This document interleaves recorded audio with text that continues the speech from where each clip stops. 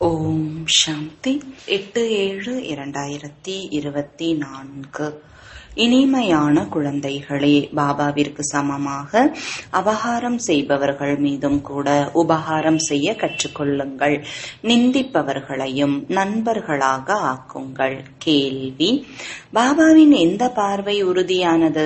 குழந்தைகள், நீங்கள் எதனை உறுதி செய்ய வேண்டும்? பதில்: எந்த ஆத்மாக்கள் எப்படி இருந்தாலும் அனைவரும் என் குழந்தைகளே. எனவே குழந்தாய் குழந்தாய் என கூறிக்கொண்டு இருக்கிறார். இந்த விஷயத்தில் பாபாவின் பார்வை உறுதியாக இருக்கிறது. நீங்கள் ஒரு பொழுதும் யாரையும் குழந்தாய் குழந்தாய் என கூற முடியாது. நீங்கள் இந்த ஆத்மா நமது சகோதரராக பாருங்கள். சகோதரரோடு பேசுங்கள். இந்த பார்வையை உறுதியாக்கும் பொழுதுதான் இதன் மூலமாக ஆன்மீக அன்பு ஏற்படும். குற்றமான எண்ணங்கள் விலகி போய்விடும். நிந்தனை செய்பவர் கூட நண்பர்களாக ஆகிவிடுவர். ஓம் சாந்தி. ஆன்மீக தந்தை புரிய வைக்கிறார். ஆன்மீக தந்தையின் பெயர் என்ன? சிவன். சிவன் என்று நிச்சயமாக கூறுவோம். அவர் அனைவரது ஆன்மீக தந்தை. அவரையே கடவுள் என அழைக்கிறோம். குழந்தைகள், நீங்களும் வரிசைப்படியாக புரிந்து கொள்கிறீர்கள். ஆகாசவாணி என்று கூறுகின்றனர். ஆனால் இந்த ஆகாசவாணி யாருடையது? சிவபாபாவின் உடையது. இந்த வாய் ஆகாய தத்துவம் என்கின்றனர். ஆகாய தத்துவத்திலிருந்து அனைத்து மனிதர்களுடைய சப்தமானது வெளிப்படுகிறது. அனைத்து ஆத்மாக்களும் தமது தந்தையை மறந்து விட்டிருக்கின்றனர். அநேக விதமான மகிமை செய்கின்றனர். ஆனால் ஒன்றையும் அறிந்து கொள்வது இல்லை. சுகத்தில் யாரும் தந்தையை நினைவு செய்வது இல்லை. அனைத்து மனோ ஆசைகளும் அங்கு பூர்த்தியாகின்றன. இங்கோ அநேக ஆசைகள் உள்ளன. மழை பெய்வதற்காக யாகம் செய்கின்றனர். எப்போதும் வேள்வி செய்து கொண்டிருந்தாலும் மழை பெய்யும் என்றும் கிடையாது. எங்காவது வறட்சி ஏற்படத்தான் செய்யும். ஆனால் யாகம் செய்வதால் எதுவும் நடப்பதில்லை. இதுவோ நாடகம். என்னென்ன ஆபத்துகள் வர வேண்டுமோ அவை வரத்தான் செய்யும். எவ்வளவு அதிகமான மனிதர்கள் இறந்து போகின்றனர். எவ்வளவு மிருகங்களும் இருக்கின்றனர். மனிதர்கள் எவ்வளவு துக்கம் அடைகின்றனர். மழை நிறுத்துவதற்கும் ஏதாவது வேள்வி இருக்கிறதா? தொடர்ந்து மழை கொட்டும் பொழுது யஜ்யம் செய்வார்களா? இந்த அனைத்து விஷயங்களையும் குழந்தைகள் நீங்கள் அறிவீர்கள். மற்றவர்களுக்கு என்ன தெரியும்?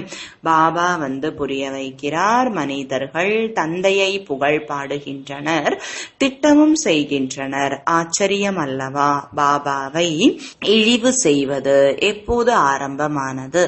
எப்போதிலிருந்து ராவண ராஜ்யம் ஆரம்பமானதோ அப்போது ஈஸ்வரனை எங்கும் வியாபித்து இருப்பவர் என்று கூறியது முக்கிய இழிவு. இதன் காரணமாகவே கீழிறங்கி வந்துள்ளனர். யார் நம்மை நிந்தனை செய்கிறார்களோ அவர்களே நமது நண்பர்கள் என்று பாடப்படுகிறது. அனைவரையும் விட அதிகமாக இழிவு செய்தது யார்? குழந்தைகளாகிய நீங்கள்தான். பிறகு நண்பர்களாகவும் நீங்கள்தான் ஆகிறீர்கள். பொதுவாக மொத்த உலகமும் இழிவுபடுத்துகிறது. அதிலும் முதல் நம்பர் நீங்கள்தான். நீங்களே நண்பர்களாகவும் ஆகின்றீர்கள். மிகவும் அருகில் உள்ள நண்பர்கள், குழந்தைகள் என எல்லையற்ற தந்தை கூறுகிறார். என்னை குழந்தைகள் நீங்களே நிந்தனை செய்தீர்கள். நீங்களே அபகாரிகளாகவும் ஆகின்றீர்கள். நாடகம் எவ்வாறு அமைந்துள்ளது? இவையெல்லாம் சிந்தனை செய்ய வேண்டிய விஷயங்கள். சிந்தனை செய்வது என்பதற்கு எவ்வளவு பொருள் உள்ளது? யாரும் புரிந்து கொள்ள முடிவது இல்லை. எப்பொழுதெல்லாம் தர்மம் கெட்டு 8. இப்போது குழந்தைகள், நீங்கள் படித்து உபகாரம் செய்கிறீர்கள் என்று பாபா கூறுகிறார். எதா எதாகி என்று பாடப்படுவது பாரதத்தின் விஷயம். இந்த விளையாட்டு எப்படி இருக்கிறது என்று பாருங்கள். சிவ ஜெயந்தி, அதாவது சிவராத்திரி கொண்டாடுகிறார்கள். உண்மையில் அவதாரம் என்பது ஒன்றுதான். அந்த அவதாரத்தை கூட கல் முள்ளில் என்று கூறிவிட்டார்கள். பாபா புகார் கூறுகிறார். கீதை உபதேசம் செய்யக்கூடியவர்கள் ஸ்லோகன்களை வாசிக்கிறார்கள், ஆனால் அதன் பொருள் எங்களுக்கு தெரியாது என்று கூறுகிறார்கள். நீங்கள் அன்பிலும் மிக அன்பான குழந்தைகள். யாரோடு பேசினாலும் குழந்தாய் என்றே கூறுவார். பாபாவிற்கு இந்த ஒரு பார்வை மிகவும் உறுதியாகிவிட்டது. அனைத்து ஆத்மாக்களும் எனது குழந்தைகள். வாயிலிருந்து குழந்தாய் என்னும் வார்த்தை வெளிவரக்கூடிய யாரும் உங்களுடன் இருக்க முடியாது. யார் எந்த பதவி அல்லது நோக்கம் உடையவர் என்பதை அறிவார்கள். அனைவரும் ஆத்மாக்கள். இதுவும் கூட நாடகத்தில் பதிவாகியுள்ளது.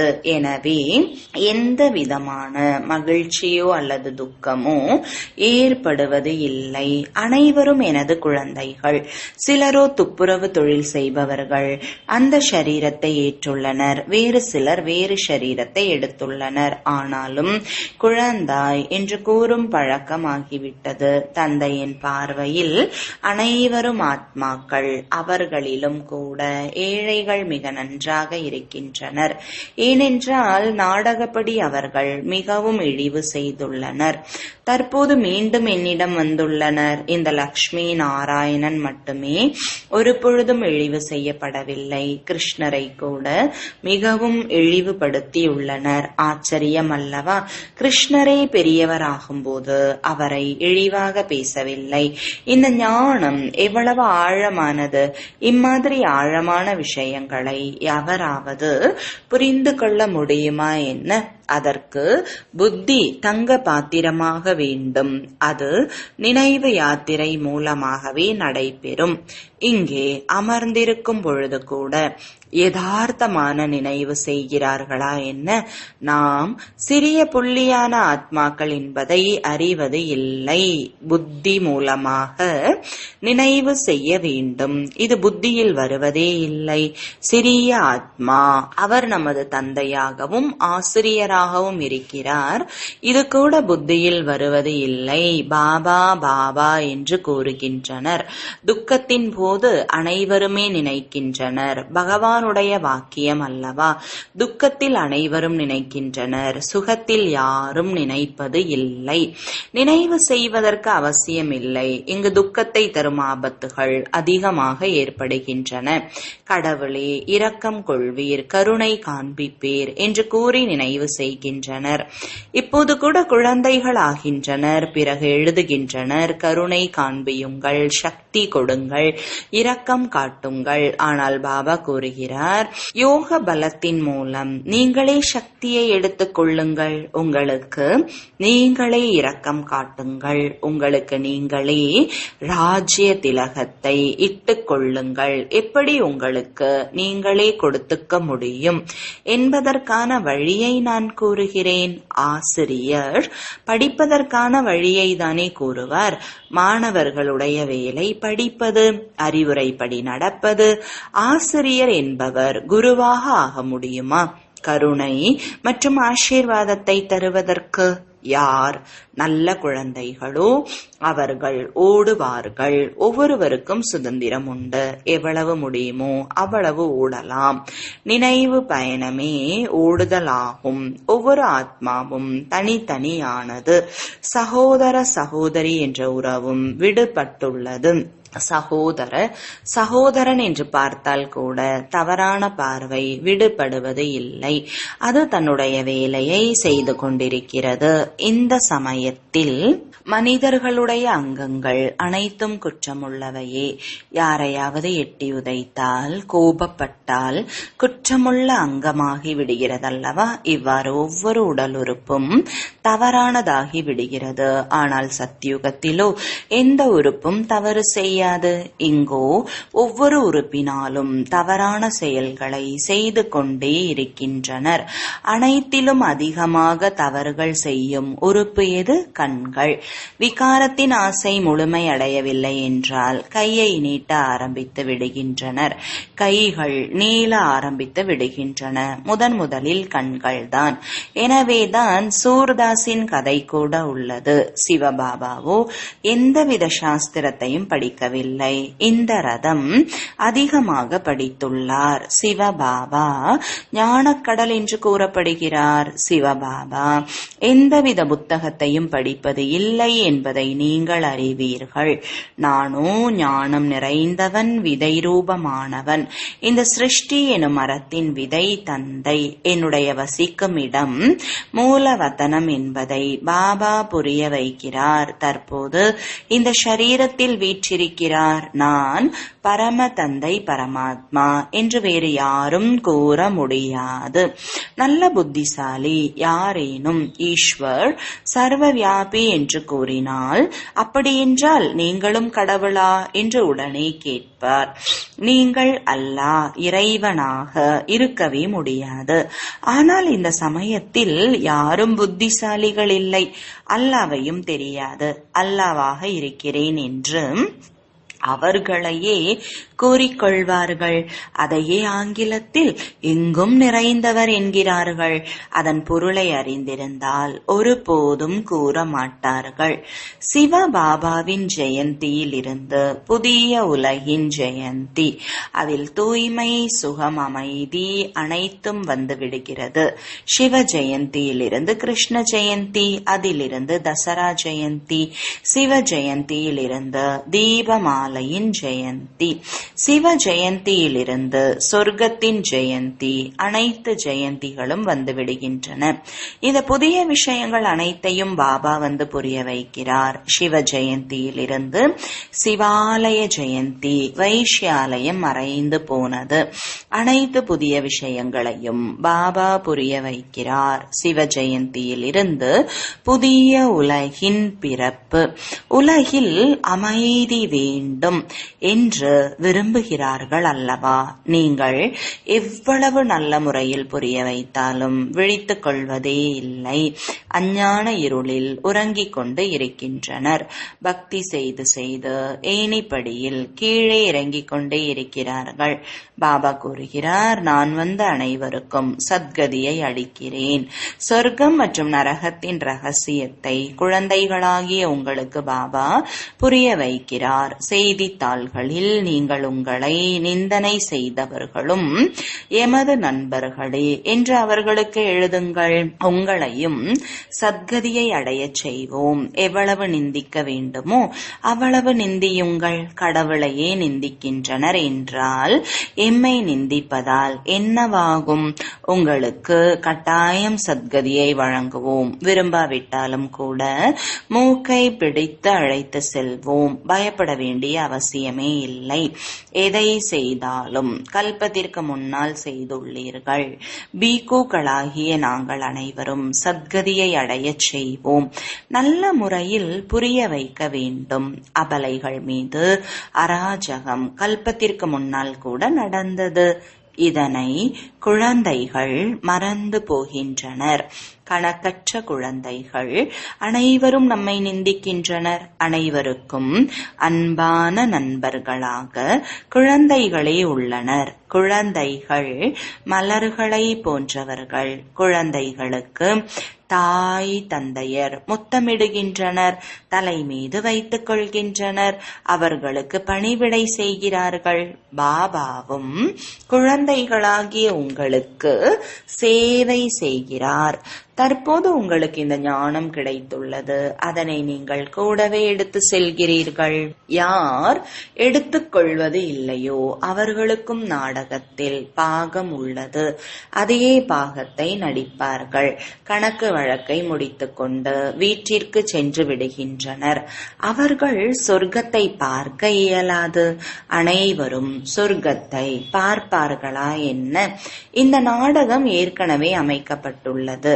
அதிகமான பாவங்கள் செய்கின்றனர். எனவே அவர்களும் தாமதமாகவே வருவார்கள். தமோ பிரதானமானவர்கள் காலம் கடந்தே வருவார்கள். இந்த ரகசியம் கூட மிகவும் நல்ல முறையில் புரிந்து கொள்ள வேண்டியுள்ளது. நல்ல நல்ல மகாரதிகளுக்கும் கிரகச்சாரம் பிடித்து கொண்டால் உடனே கோபம் வந்து விடுகிறது. பிறகு கடிதம் கூட எழுதுவதில்லை. அவர்களுக்கு முரளி அனுப்புவதை நிறுத்திவிடு என்று பாபாவும் கூறிவிடுவார். இப்படிப்பட்டவர்களுக்கு பாபாவின் கஜானாவை வழங்குவதில் என்ன லாபம்?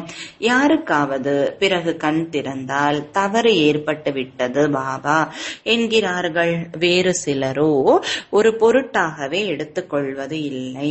இவ்வளவு தவறை செய்யக்கூடாது. பாபாவை நினைவு செய்யாதவர்கள் அநேகர் உள்ளனர்.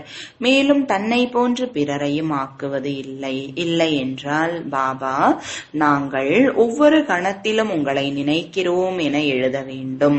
அநேகர் இப்படியும் இருக்கின்றனர். அனைவரின் பெயரையும் எழுதிவிடுகின்றனர். இன்னாருக்கு நினைவை தாருங்கள் என்று எழுதுகின்றனர். இது உண்மையான நினைவாகுமா? பொய் எடுபடாது. உள்ளே உள்ளமுறுத்திக் கொண்டே இருக்கும். குழந்தைகளுக்கு நல்ல நல்ல கருத்துக்களை புரிய வைத்துக் கொண்டிருக்கிறார். நாளுக்கு நாள் ஆழமான விஷயங்களை பாபா புரிய வைக்கிறார். துக்கத்தின் மலை விழ இருக்கிறது. சத்தியுகத்தில் துக்கத்தின் பெயரே இல்லை. தற்போது ராவண ராஜ்யம். மைசூர் ராஜா கூட ராவணனை பெரியதாக செய்து தசரா கொண்டாடுகிறார். ராமரை பகவான் என்கின்றனர். ராமரின் சீதையை கடத்திவிட்டதாக கூறுகின்றனர். சர்வ சக்திவான் இருக்கும்போது அவருடையவரை எப்படி கடத்த முடியும்? இது அனைத்தும் குருட்டு நம்பிக்கை. இந்த சமயத்தில் 5 விகாரங்களின் அழுக்கு உள்ளது. பிறகு பகவானை சர்வ வியாபி என கூறுவது மிக பெரிய பொய்யாகும். எனவேதான் பாபா கூறுகிறார், எப்பொழுதெல்லாம் தர்மம் கெட்டு நான் உண்மையான கண்டம் உண்மையான தர்மத்தை உருவாக்குகிறேன். உண்மையான கண்டம் என்று சத்தியுகமும் பொய்யான கண்டம் என்று கலியுகமும் கூறப்படுகிறது. தற்போது பாபா பொய்யான கண்டத்தை சத்திய கண்டமாக மாற்றுகிறார். நல்லது. இனிமையிலும் இனிமையான தேடி கண்டெடுக்கப்பட்ட செல்லமான குழந்தைகளுக்கு தாயும் தந்தையுமாகிய பாப்தாதாவின் அன்பு நினைவுகள் மற்றும் காலை வணக்கங்கள். ஆன்மீக குழந்தைகளுக்கு ஆன்மீக தந்தையின் வணக்கங்கள். ஆன்மீக தந்தைக்கு ஆன்மீக குழந்தைகளின் அன்பு நினைவுகளும் வணக்கங்களும். தாரணைக்கான முக்கிய சாரம். முதலாவது, இந்த ஆழமான மற்றும் அழிவற்ற ஞானத்தை புரிந்து கொள்வதற்காக புத்தியை நினைவு பயணத்தால் தங்க பாத்திரமாக ஆக்க வேண்டும். நினைவு என்ற ஓட்டப்பந்தயத்தில் ஈடுபட வேண்டும். பாபாவின் கட்டளைப்படி நடந்து நடந்து படிப்பை கவனமாக படித்து தன்மீது தானே இரக்கம் மற்றும் ஆசீர்வாதம் செய்ய வேண்டும். தனக்குத்தானே ராஜ திலகமிட்டுக் கொள்ள வேண்டும். இகழ்பவர்களை கூட தனது நண்பனாக புரிந்து கொண்டு அனைவருக்கும் சத்கதியை அடையச் செய்ய வேண்டும். வரதானம். மேலிருந்து அவதரித்த அவதாரமாகி சேவை செய்யக்கூடிய காட்சியளிக்கும் மூர்த்தி ஆவீர்களாக. விளக்கம். எப்படி தந்தை சேவைக்காக வத்தனத்திலிருந்து கீழே வருகிறாரோ அதே போல நாமும் சேவையின் பொருட்டு வத்தனத்திலிருந்து வந்துள்ளோம். இவ்வாறு அனுபவம் செய்து சேவை செய்தீர்கள் என்றால் எப்பொழுதும் விலகியும் தந்தைக்கு சமமாக பிரியமானவரும் ஆகிவிடுவீர்கள். மேலிருந்து கீழே வருவது என்றால் அவதாரமாக ஆகி அவதரித்து சேவை செய்வது. அவதாரம் வர வேண்டும், மேலும் எங்களை கூட அழைத்து செல்ல வேண்டும் என்றே அனைவரும் விரும்புகிறார்கள். எனவே நீங்கள் உண்மையான அவதாரம் ஆவீர்கள். ஏனென்றால் அனைவரையும் முக்தி தாமத்திற்கு அழைத்து செல்வீர்கள். அவதாரம் என்று புரிந்து சேவை செய்தீர்கள் என்றால் அப்பொழுதுதான் காட்சியளிக்கும் மூர்த்தியாக ஆவீர்கள். மேலும் அநேகருடைய விருப்பங்கள் பூர்த்தியாகும். ஸ்லோகன். உங்களுக்கு ஒருவர் நல்லது கொடுத்தாலும் சரி, தீயது கொடுத்தாலும் சரி, நீங்கள் அனைவருக்கும் அன்பு கொடுங்கள், சகயோகம் கொடுங்கள், கருணை காண்பியுங்கள். ஓம் சாந்தி.